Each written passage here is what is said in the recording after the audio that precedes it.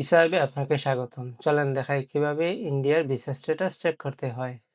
আপনাকে আসতে হবে এই ওয়েবসাইটে indianvisaonline.gov.in। এখানে আছে চেক ইওর ভিসা স্ট্যাটাস। যখন আপনি চেক ইওর ভিসা স্ট্যাটাসে ক্লিক করবেন, তখন আপনাকে এই পেজে নিয়ে আসবে ভিসা স্ট্যাটাস ইনকোয়ারিতে।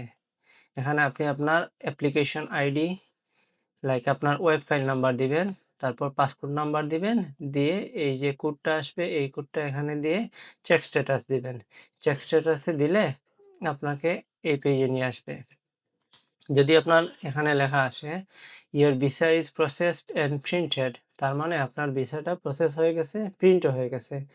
এখন আপনার ভিসাটা রেডি। যদি আপনি কালেক্ট অলরেডি না করে থাকেন তাহলে মানে অফিসে গিয়ে কালেক্ট করতে পারবেন।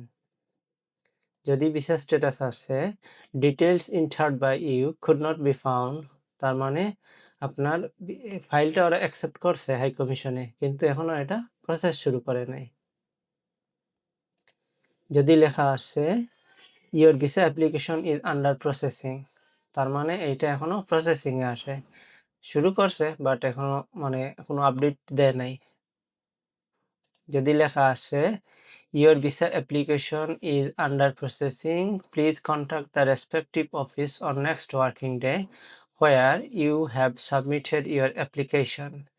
যদি এই লেখাটা আছে ভিসা স্ট্যাটাস চেক করার সময়, তার মানে আপনার ভিসা হয় নাই, আপনাকে ধরে নিতে হবে। 99% ক্ষেত্রে এই লেখাটা যদি আসে তার মানে বুঝবেন যে আপনার ভিসা হয় নাই।